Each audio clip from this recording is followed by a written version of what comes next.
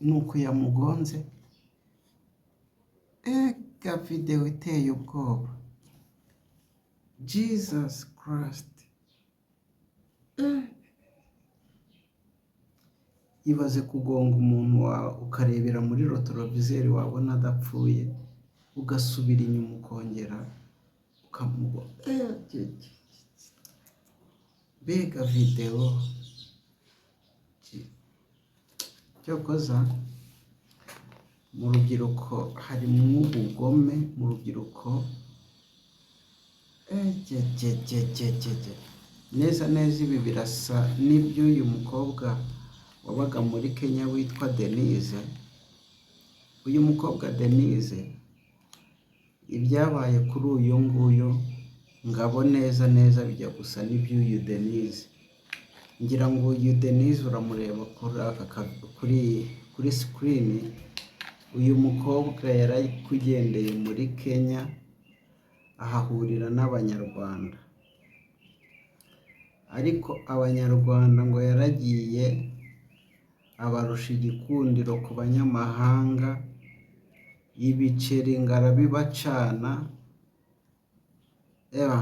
Ngo nta wundi mukobwa bari bakireba hariya, ariko abakobwa ibintu baje kuba bamukorera bizwi n'Imana. Yagiye kwa muganga ngo baramupimaga ibipimo bikenda guturika kugeza ku mwuka wa nyuma. Icyo nuko ibingibi hari igihe umuntu abivuga abantu kagira ngo bameze nk'abavuniye ibiti mu matwi. Niba hari ikintu cyeze mu rubyiruko ni ikintu bita uburozi. Satani uburozi ari kububaranguza noneho kuri makeya. Ibi bisore rero kwirirwa byasamye, nawe bakobwa reka nkubwire, kugira amataye, kugira ikimero ntabwo bihagije, birasaba n'abantu kugera hano, kubera ko bitari ibyo ngibyo. Tugiye kubona impfu nyinshi mu rubyiruko. None se uyu ngabo wapfuye muri ubu buryo, yishwe na mugenzi we, mujya muza hano mukavuga ngo ubukene, ubushomeri, kugira ngo abo ngabo bari abakene, kugira ngo uyu ngabo yari umukene. Reba kuri iyo screen, aka kabari bari kunyweramo bakita Green Lounge.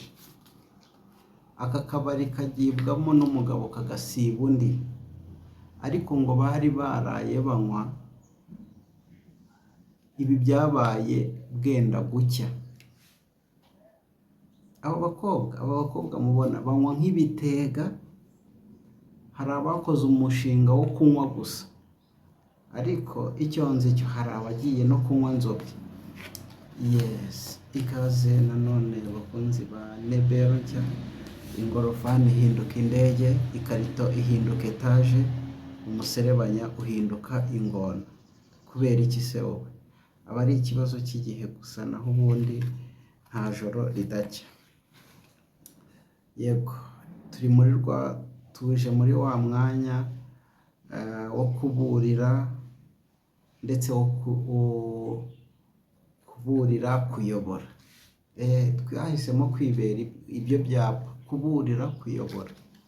Naje gusanga bitewe n'impfu mbona mu rubyiruko, uyu mwanya nkwiriye kuwufata nkababurira. Ariko kandi hari n'ababa baravuniye ibiti mu matwi, baba bameze nka wa muserebanya, ngo inzu yashyaga bakawubwira ati inzira ahiye, bakawubwira ngo niko bisanzwe, kugera ubwo umuserebanya waje guhira mu nzu. Yego, reka nshimire kandi nawe wakoze subscribe, nawe utarayikora cyaba ari cyo gihe kugira ngo tujye tubana mu nkuru n'ibiganiro. Yego, ngira ngo abenshi bamaze video y'ukuntu Ngabo yaje kuba agongwa n'uyu nguyu Mugisha. Iyo video iri kugenda trending ahantu hirya no hino abantu bari kubona ubugome n'ubunyamaswa abantu bibitseho. Ubundi ariko ngo ubugome bwabaga mu bantu b'abakecuru n'abasaza. Kera twari tuzi yuko ngo umuntu w'umurozi ari umuntu w'umukecuru usa nabi wagiye agasaza neza neza agahombana. Ariko reka ibintu biri kugenda byicurika. Ubu ngubu muri abo bakobwa mubona b'ibimero birirwa aho ngaho barata umubiri, cyane cyane barata iki gice cy'inyuma. N'aba basore mubona bahisemo kwibera muri gym, abo ngabo bose ngo basigaye ngo ari abarozi. Kera ngo abantu bakuru, abasaza n'abakecuru ngo nibe biberaga mu bapfumu, nibo bacishaga inzaratsi. Ariko ngo ibintu noneho ubu ngubu ngo byabaye isura. Ubu ngubu ngo amahano, ngo ubu ngubu ukuri, urukundo ngo byimukiye amahano. Amahano ngo ubu ngubu ngo ari mu kazi. Ngira ngo ibyabaye kuri uyu Eric mu mwanya tugiye kumara hano, tugiye kubihuza n'ibyabaye kuri Denise, uyu mukobwa waje kuba yitaba Imana, wakoreraga muri Kenya. Uyu Eric cyangwa se Mugabo Eric yari umusore mu by'ukuri. Nimvuga ngo kandi ni bombi ndagaruka no kuri iyi gurupe, no kuri gurupe babanagamo bombi. Reka mbabwire, niba hari abantu bavuye kure bava kure, ni uyu Mugabo Eric n'uyu nguyu Mugisha. ni abantu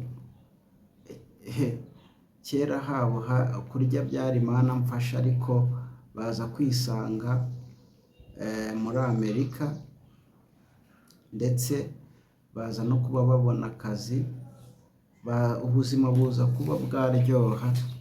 Ubu rero bari baje muri vakansi hano i Nyarugenge, ariko i Nyarugenge ibintu byaje kuba biba, hari abantu bajya bafata inzira ngo bagiye ngo kuruhuka, ngo ku mazi, ngo bagiye kuruhuka, kandi ubwo agiye ari umusore cyangwa se ari umugabo, ariko akagenda atwaye umugore w'abandi, akagenda agiye guca inyuma fiyanse we, ngo kandi ngo agiye ku mazi, ngo agiye kuruhuka. Harya ubwo uba ugiye kuruhuka cyangwa uba ugiye kuruha? Uba ugiye kongera ibinyoro mu bibembe. Rero bari baje hano muri vakansi, ariko vakansi ibaye vakansi. Mu ijoro rero ryakeye bahuriye muri Green Lounge, mu kabari kari hano i Remera kagezweho rwose, kinjirwamo n'umugabo kagasiba undi, ariko kubera yuko bo amafaranga bari bayafite si ikibazo. Bari bahahuriye rero n'ubundi bahahuriye nk'uko n'ubundi babanaga muri gurupe. Hari gurupe babanagamo, iyo gurupe yari igizwe n'abantu n'ubundi babanye mu nkambi, yari igizwe n'abantu babanye mu buzima bubi. Rero iyo gurupe bayihuriragamo bibukiranya hashize, bibukiranya ibyo mu bukene bwabo, bibukiranya amazina y'amahimbano bitanaga. Ariko ngo uyu nguyu Mugisha we ngo akaba igifura, ngo ntakunde yuko bamuzana muri ibyo bintu byo kuvuga hahise he, ntakunde ibintu byo kwirirwa bavuga ukuntu ngo bamuzanaho amazina ye y'amahimbano ya kera, ngo iyo bamuvugaga ku rubuga yatukanaga cyane, ngo bitewe n'ukuntu yatukanaga cyane rero kuri uru rubuga, uyu mugabo Eric yaje kuba amumanura amukura ku rubuga, dore yuko uyu mugabo Eric niwe wari admin kuri uru rubuga. Ibyo rero ngo byababaje uyu Mugisha cyane, igihe kimwe ngo baza guhurira no mu Itabaro muri Amerika, arangije bashaka kurwanirayo, ariko uyu mugabo Eric aramubwira ati reka two kurwanira mu Kiriyo cyangwa se ku Itabaro, ahubwo tuzarwanira ahandi. Uyu Mugisha aramubwira ati wowe nzakwica. Njya mbwira abantu buriya ngo umuntu nakubwira ngo azakwica, ushatse burya wakwirukanka wahunga, uko waba ungana kose n'imbaraga waba ufite zose, buriya umuntu yatatswe n'umwuka wo kwica, uko waba ungana kose arakugarika. Ntabwo umuntu wica ari wa wundi uza ngo mujye muri duweri, mujye mu gipfunsi, no, arakubara. Ashobora no gusanga wasinziriye akagukubita umuhini, cyangwa se akakubara afite ipanga yariteguye agahita agutema byihuse cyane. Niyo mpamvu buriya umuntu nakubwira ngo nzakwica, hunga udapfa, hunga, reka gutega agatuza. Nutega agatuza icyo gihe barakamena. Ikosa rikomeye cyane uyu mugabo Eric ntabwo yigeze ahunga, ntabwo yigeze abera amaso ubuzima bwe.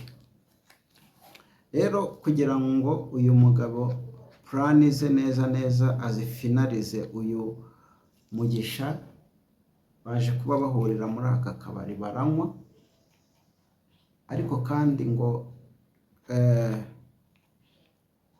n'ubundi ngo bitangira imisereri itangira kuza, ariko bagerageza kubakiza, ndetse uyu mwandiko na Muyanga wuzamo. Bikavugwa yuko muri uwo mugoroba cyangwa se muri iryo joro, Muyango ari mu bantu bari bahostinze muri aka kabari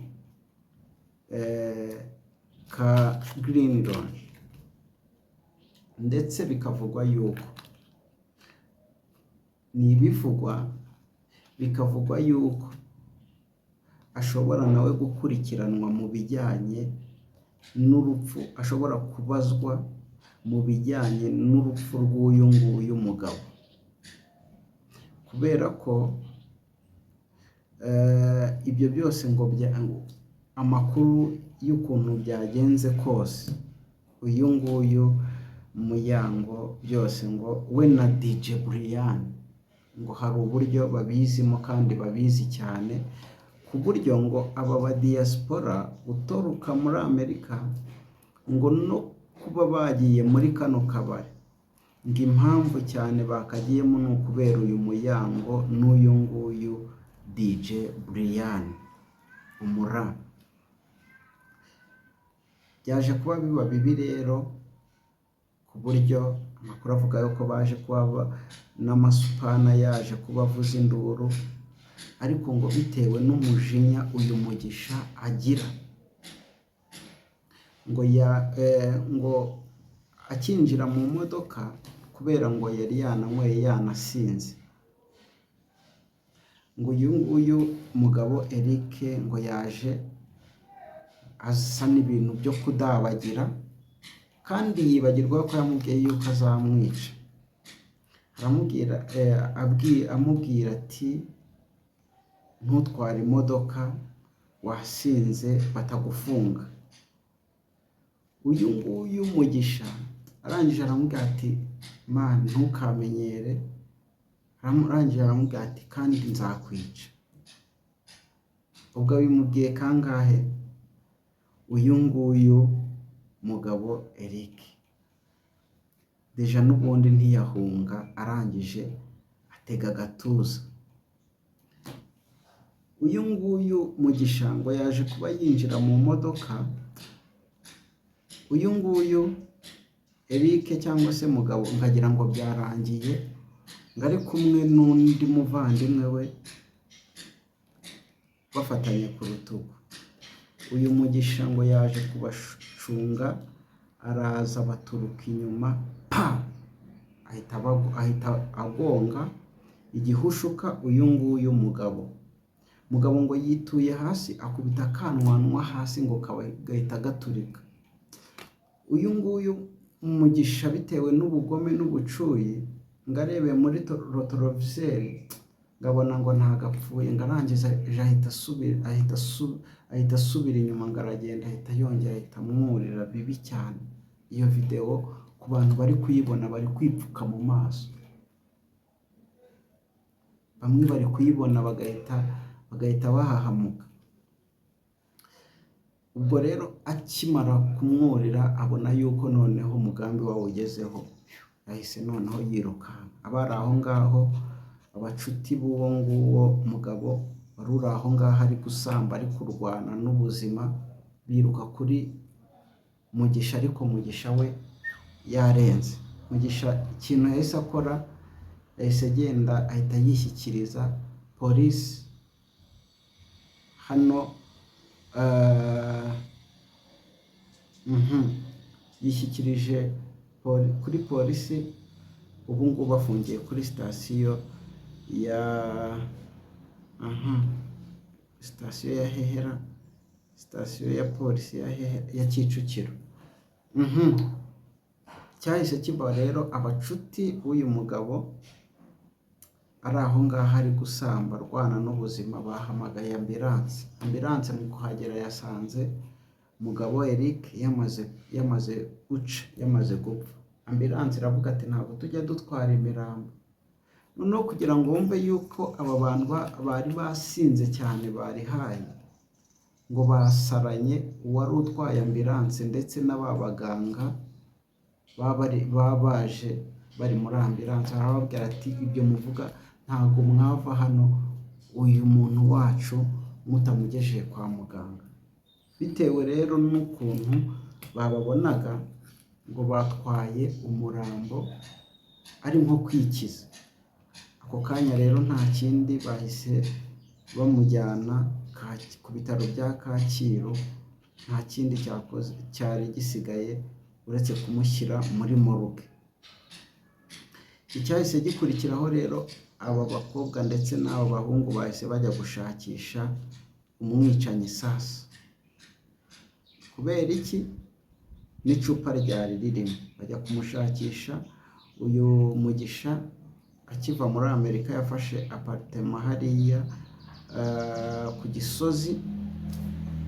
Bamushakishije ariko biza kurangira bamenye yuko yahise yijyana kuri polisi. Noneho wumva ukuntu isi yameze yera. Uyu Mugisha akimara kwica mugenzi we, yagiye kuri polisi aravuga ngo nkoza agisida ngonze umumotari. Uwari inshuti ye, uwo bakuranye, uwo babanye igihe kingana kuriya cyose, yahise amugira motari. So ikintu cyo ukwiriye kumenya, tujya ngira ngo mwabonye umukobwa hano, inkuru yimaze iminsi iri trend. Umukobwa avuga ngo mu rubyiruko harimo ubukene, harimo ubushomeri, ibintu bimeze nabi cyane, inzara irenda kwica urubyiruko. Ariko kandi nagira ngo nkubwire yuko muri aba ngaba nta mukene wari urimo. Ahubwo reka mbabwire, hari n'urubyiruko rwinshi umurengwe umereye nabi. Ni ukuvuga ngo Imana yaduhaye ibihagije, ariko kugira ngo abantu tubisaranganye nibyo byabaye ikibazo. Ahubwo tubirengwamo bikarangira bya bindi, naho kugira ngo bigire umumaro kuri twe no ku bandi, bikarangira naho kugira ngo bidukize ari byo bitwishe. Kugira ngo nkubwire yuko aba ngaba bavuye muri Amerika bafite amamiliyoni, baje kunywa no gusambana gusa. Niyo purpose bari bafite. nyamara kandi nk'uko babivuga ngo mu rubyiruko harimo ubukene, harimo inzara ngo iteye ubwoba, ngo ubushomeri, ubu se nibuza baraje, hari abo bakuranye nabo, hari abo baziranye benshi, ubu se hari n'uwo nibuza bari baremeye, ariko muri ayo mafaranga bahisemo kuyarya muri ubwo buryo, birangira ariko buriya ngo biryoha bisema, ngo akambere kararyoha ariko akanyuma kakarushaho kuba kabi. Ibi rero twabihuza n'ubundi n'inkuru y'uyu mukobwa, uyu nguyu Denise. Uyu Denise amaze igihe kinini afite akazi hano muri Kenya. Uyu Denise ngo yaragiye abakobwa bose bo muri Kenya, ngo abagabo ngo abakubita za gapapu bamwe na bamwe, ngo abagabo bava ku bakobwa we ngo batangira kumwirukaho, ngo abandi bakobwa babibonye gutyo ngo batangira kugira gutya, ngo batangira kuvuga ngo urye n'iki. Uyu mukobwa amakuru avuga yuko yari afite gahunda yo kugaruka hano mu Rwanda, faranga ngo yari amaze kurigwiza, faranga ngo yari amaze kurikenyereraho. Umukobwa ngo yakoraga ifaranga aribika kuri Equity, aribika ifaranga ryose ngo abataramu bamurungikiye nawe ngo yahitaga byihuse cyane aribika kuri Equity. Uyu mukobwa ariko ngo abakobwa batangira kumugenda runono, ngo bakimenya yuko agiye gutaha akajya gukora bizinesi iwabo.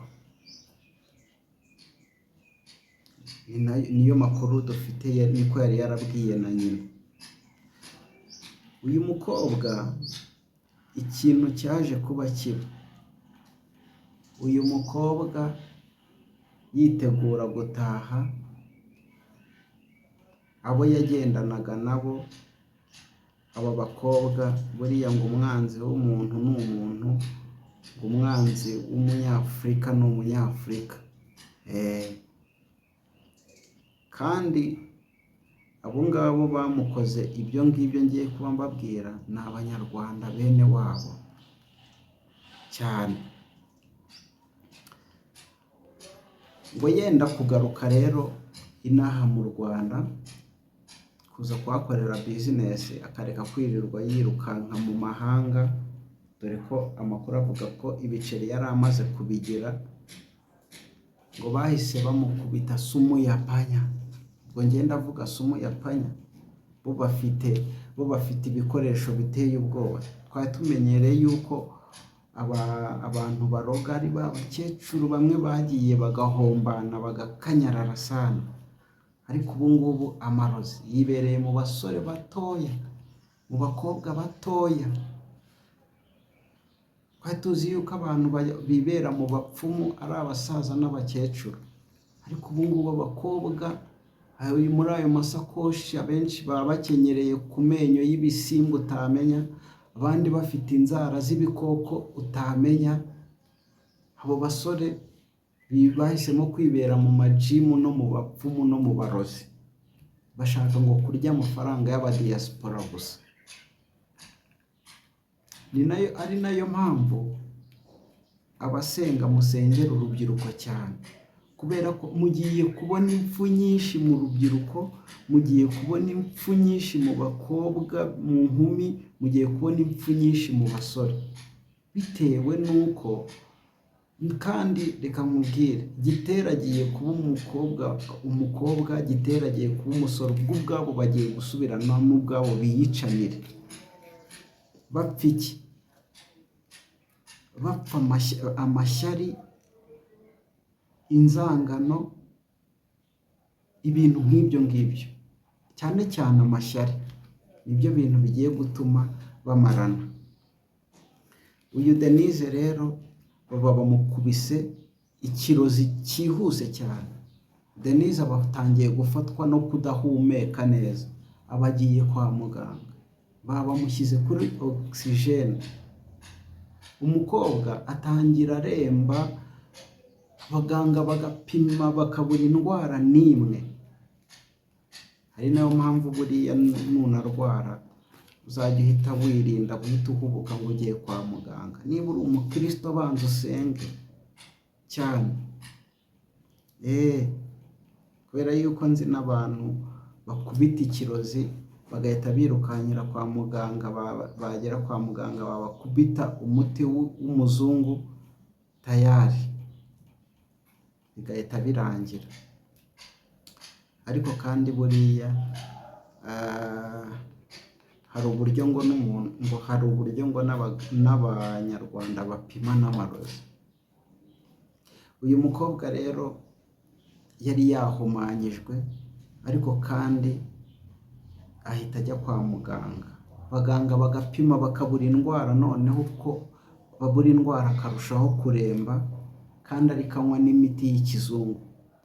Umukobwa atangira kubyimba, umubiri wose atangira kubyimba, atangira kuribwa imbavu, atangira kubyimba amabere, biza kurangira umukobwa apfuye. Umva ikintu kibabaje rero sasa, wumva ukuntu abicanyi cyangwa se abagome, ubugome bwabo, ibintu byabo baba barapuraninze. Uyu mukobwa amafaranga yose yari yarashyize kuri konte kuri Equity, bagiye kuyareba basanga deja bamaze kuyahakinga, bamaze kuyatwara. Wari uzi yuko uyu mukobwa no kugira ngo ave muri Kenya, umurambo uve muri Kenya, ibitaro byishyurwe kugira ngo ave muri Kenya, byasabye ko bakora amafundraising, bakora amagurupe, ndetse n'aha mu Rwanda imiryango iraterana, inshuti n'abavandimwe, social media, ibintu birakara cyane, kandi yarakoreye amafaranga. Ari nayo mpamvu naje kumenya yuko umukiranutsi ngo azatungwa n'imirimo y'amaboko ye. Hari abantu batagishaka kurya bakoresheje imbaraga zabo, hari abantu ngo bashaka kurya, ijambo nari ngiye kuvuga ryo ni ribi, ntabwo rifite ukuntu ritiyubashyemo. So ngibyo rero ibintu biri kubera mu rubyiruko, ariko kandi abasenga musengere urubyiruko, abo basore n'inkumi, kubera ko buriya iyo abantu batakoze ibintu bizima bakora ibintu bibi.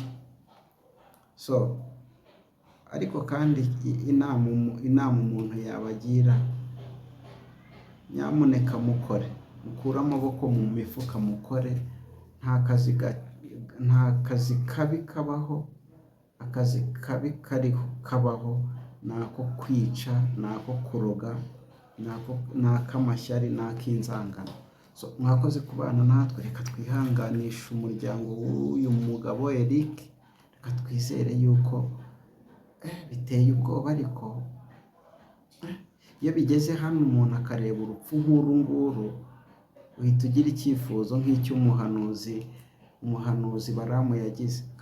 Umuhanuzi Baramu yagize icyifuzo, aravuga ngo icyampa nkipfira urupfu nk'urw'abakiranutsi bapfa. Gusa uyu mugabo Eric we noneho ubundi turavuga ngo Imana imutuza heza. Ibaza umuntu wari uri mu kabari, wari waraye mu kabari, biteye ubwoba.